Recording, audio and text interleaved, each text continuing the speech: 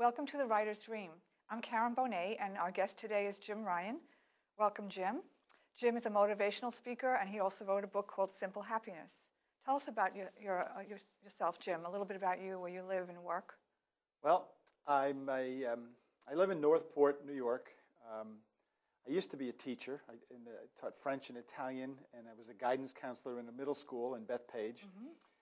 And during the summers, I happened to work at the East Hampton Tennis Club as a manager, and that was a lot of fun, having a nice mix of those two things.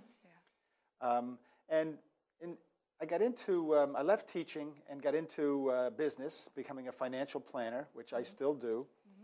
But I've always been interested in personal development. I've always read a lot. I've gone to seminars. I've listened to tapes. And back in the year 2000, I said to myself, you know, I got all of this stuff bouncing around in my head. What good is it doing in my head? I got to get it out of my head. So I spoke to some friends, and I was directed to the jail out in Yaphank. And on Tuesday mornings, I go there and I teach a course in personal development to the men at the DWI Alternative Facility. Oh, that's very interesting.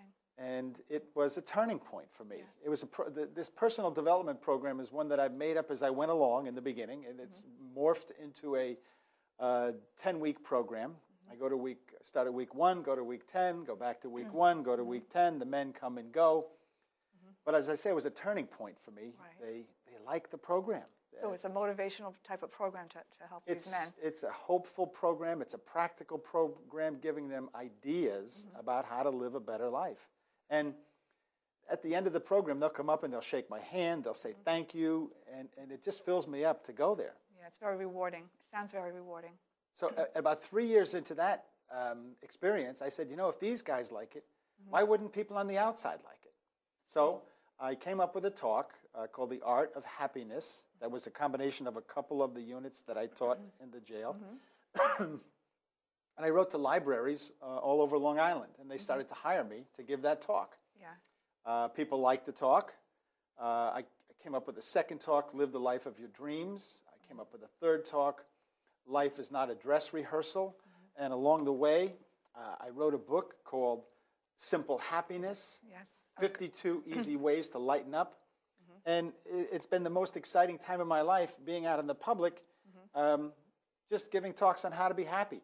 And my speaking career has taken me all over the country, as well as local talks. I've spoken around the country to associations, corporations, so it really conferences. Escalated. It's wonderful. It's been fantastic.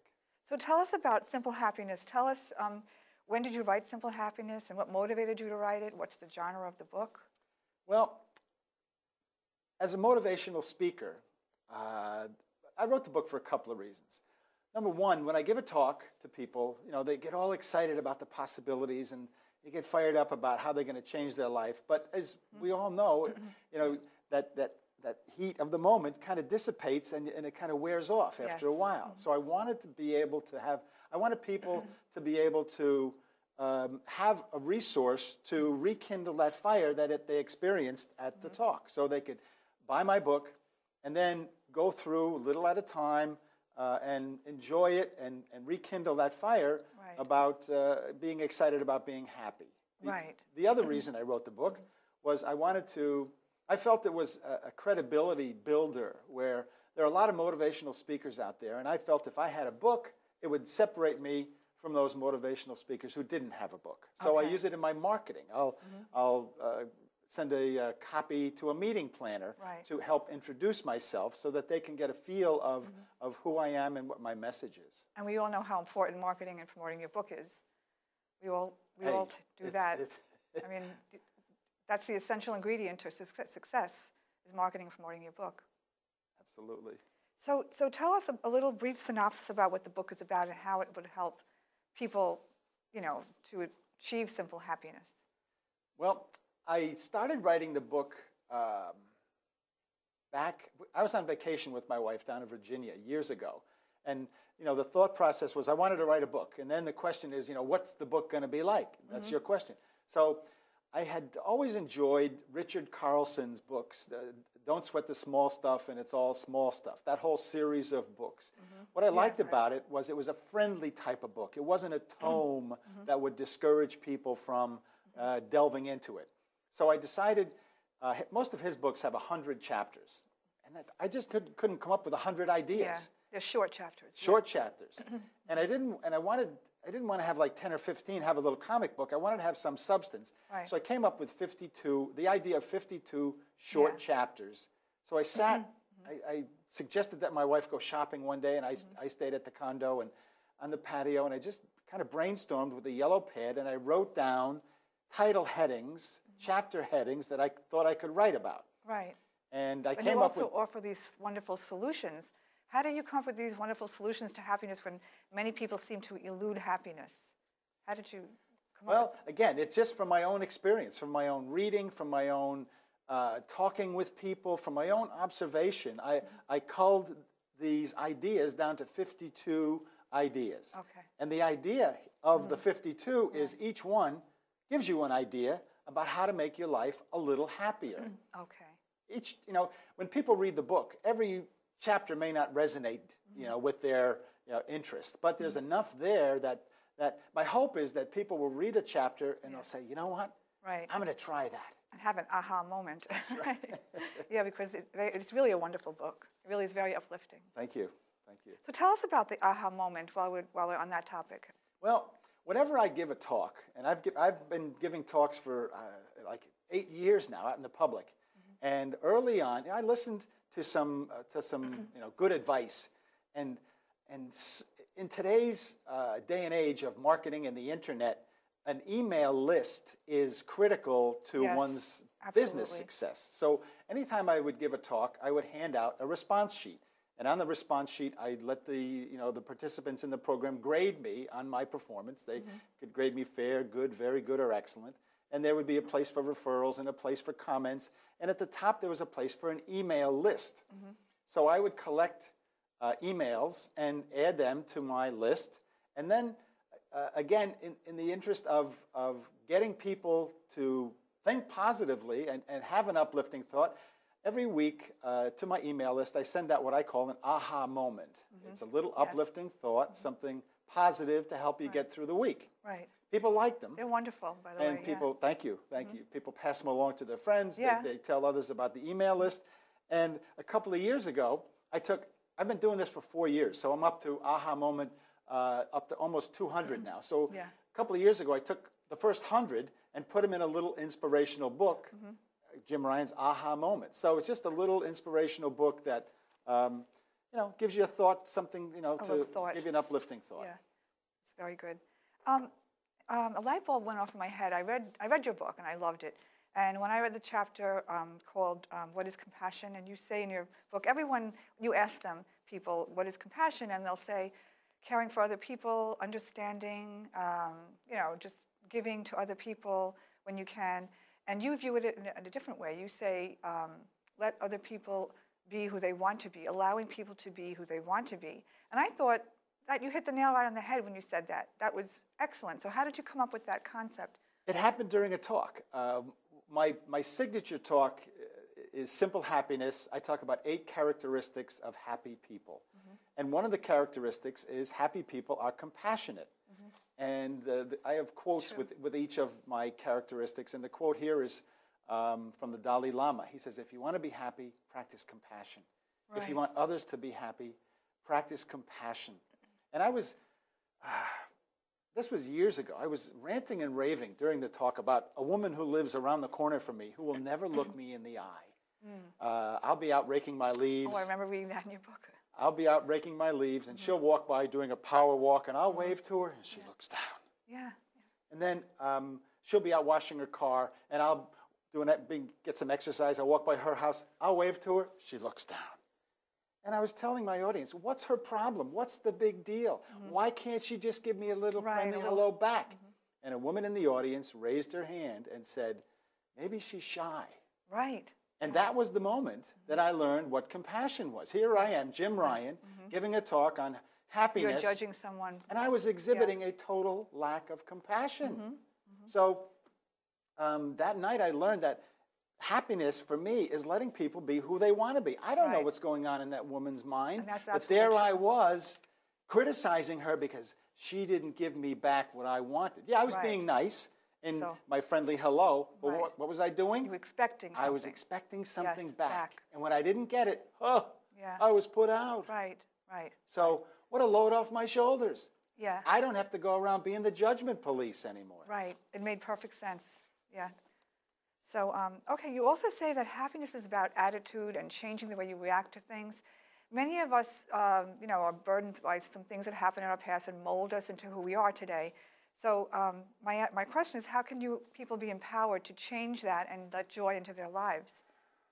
That's the million-dollar question right there, Karen. I'm telling you. My job, as I see it, is to throw out ideas to people.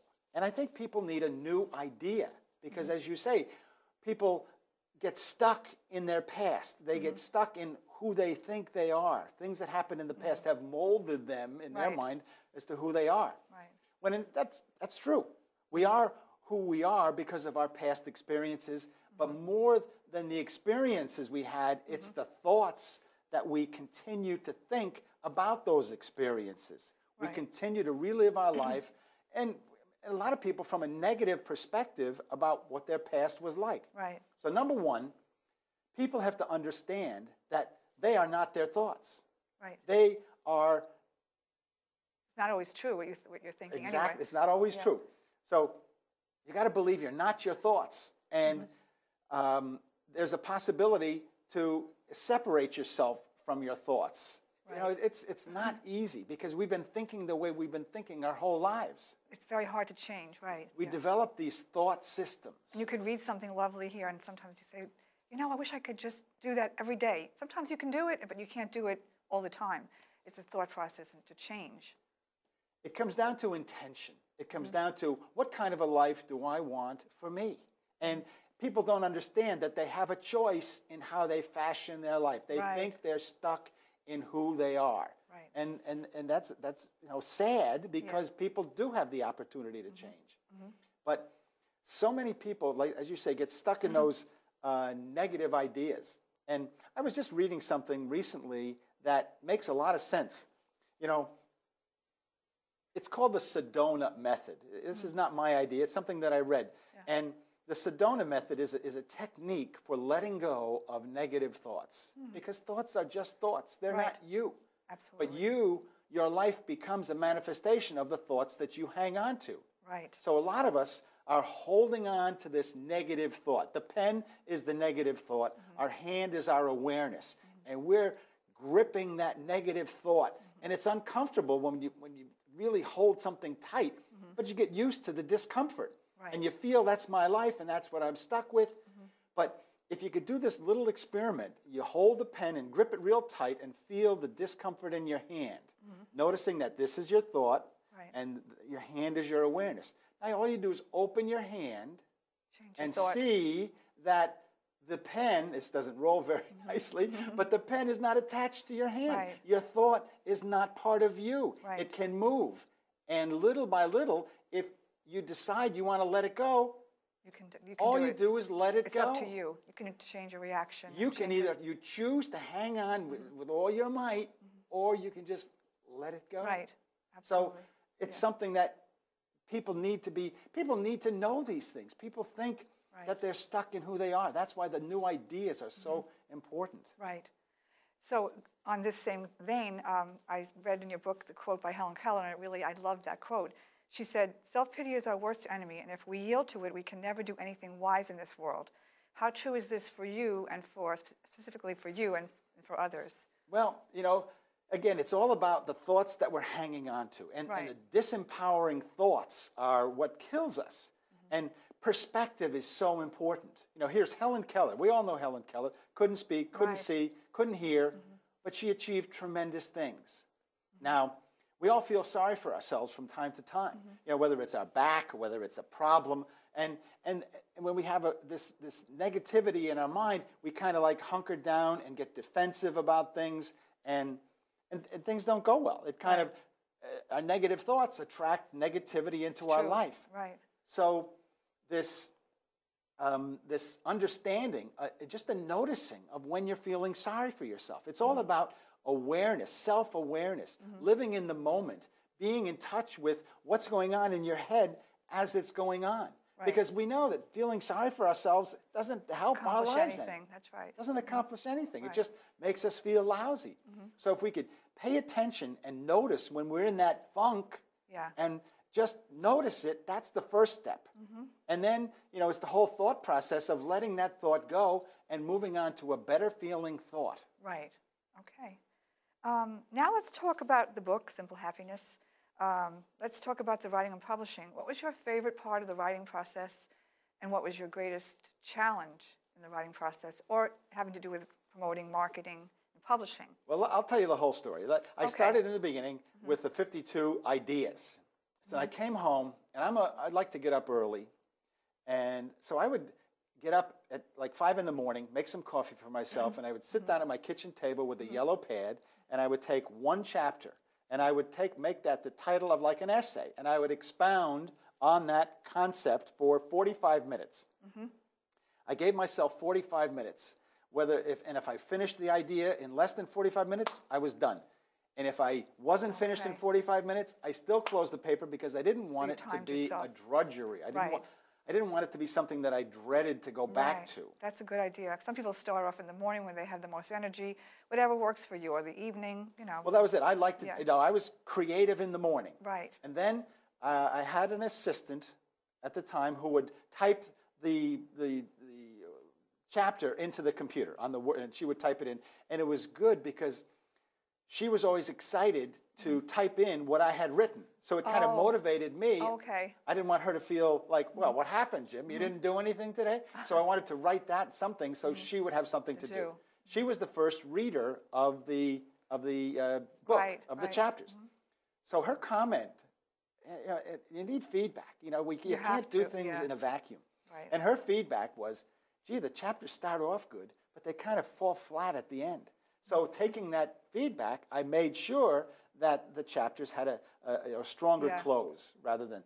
And it took 2 years to write, from start to finish, to get the whole book done. I'm a little impulsive, so I wanted to get the book out there.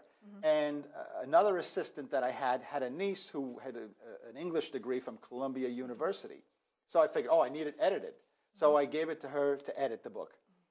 And I wasn't happy with the edits. She just kind of did some grammar corrections. Right. But then but I had it kind of done where I was going to take these 52 chapters, put them on 8.5 by 11 paper, bring them down to the print shop, and have them bound up like a PTA cookbook with a plastic cover and a spiral binding, and that was going to be it. Then I ran into a woman in the course of doing a lot of different things, and she said, "Let me read the book," and she read it and said, "No, this is too good for that, to just send it out like that." So so she and I worked for months rewriting the chapters, and this was critical again to get feedback from somebody else. So important. She would read it because I would say something in chapter 17, it would just show up again in chapter 36, and show So we needed to rewrite it, and in the beginning, I was kind of, hey, you're telling me how to write the book? But little by little, her ideas showed me that it was getting better. Made sense. It made sense. Did you ever get writer's block? Did that ever happen? Well, the 45-minute thing helped me from alleviated that idea because I knew I didn't finish. I'll go back tomorrow, and that gave me the freedom not to experience that writer's block. And you still spend time on it every day, so that every day, 5 days a week. I didn't do it on the weekend, but 5 days a week. It was a discipline. Okay, good. So.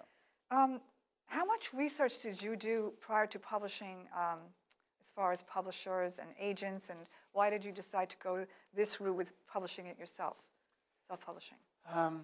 I had the book. Now you got to figure out the price and how you're going to market it and everything else. So I would go to Barnes and Noble and Borders and look at similar books in that genre of self-help. Right. How many pages, what the size of the book was. So I got a feel just from seeing other books to how it was, what the finished product was going to be, and the price also. I didn't want to make it too expensive, and I didn't want to make it inexpensive. To me, it was a proposition where it was going to be a profitable exercise. And I didn't want to get failure letters. I didn't want to get rejection letters from publishers. So I never even tried to get it done, published traditionally. I just did it, you know, the self-published route, and we did some research and ended up with a local company Yes. on Long Island because they were close and you could get, you know. I was going to ask you who it was and why you It chose was, them. we chose this company in Hauppauge, Legwork Team, two women whose business it is to get people with manuscripts to Right. finished There's products. quite a lot of those companies now to look into and Oh research. yeah, there's a lot of opportunities for self-publication, for sure. Yep. Fellow author and colleague Linda Frank and I both realize the importance of promoting and marketing your books, and I'm sure you do a lot of that with your motivational speaking. What else have you done to promote and market your book? Everybody thinks they're going to have a bestseller. You know, everyone dreams of having a book that people will just, you know, fly to. And the reality that, at least my reality was, it was very difficult to get it in bookstores. Yes. So I made an initial effort to get it into the big bookstores, and then I made an effort to get it into non-traditional bookstores like gift shops, religious article stores, and so on. And it just, the time that I spent in the effort was not worth the money I was making. And I felt that I could spend my time better with alternate marketing plans. Right. So the result is I have the book in maybe 5 of these non-traditional stores, a couple of florists and garden shops, and it's on Amazon, it's on all the internet sites, but I sell 95% of my books at my talks. Right. People hear the message, they get excited about it, and they want to take me home. And it's a nice gift, it's a great little gift. I sold a lot of them. Kind of sell yourself and the messess you're giving people. You know, it was a great stocking stuffer. Yeah. It's not an It's a great expensive gift. book. Yeah. It is a good gift. So it's been fun. So tell me about, as a motivational speaker, you have on your website, it's Simple Happiness, is it called? I have the Simple Happiness Inner Circle. Inner Circle. Again, you know, tell me about being out there, you're always trying to monetize your message because we're in a world where you've got to survive economically, and it's nice to give stuff away, but you need to, you know, feed your family, you need to pay your bills, you need to have the ability to do all the things you want to do. Right. So I came up with this idea a while ago to monetize my email list. And on Wednesday mornings, I have the aha moments. They're free. Anybody can sign up, go to my website, and just put in their email list, email address, and then you'll get my aha moments every Wednesday. Right.